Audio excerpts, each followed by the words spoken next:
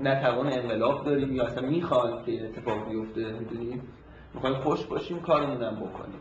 بالاخره رد و بدل میشه دیگه. اگه یه کسی از یه آهنگ خوشش میاد اون آهنگو به بقیه هم معرفی میکنه.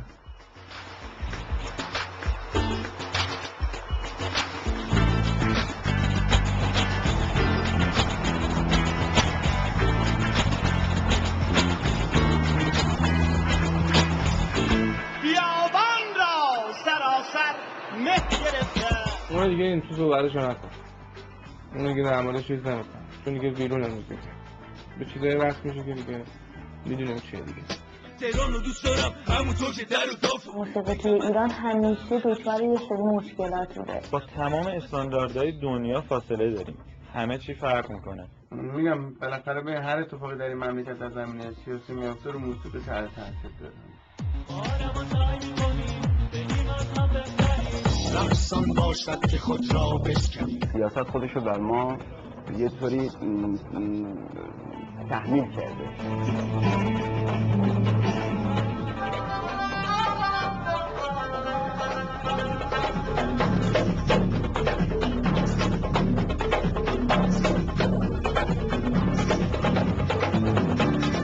اگه ما مجوز ندن که ممکنم ندن، چون شرایط داره هر روز یه ذره سخت‌تر میشه، بازم ما نمیتونیم دست از کارمون بکشیم.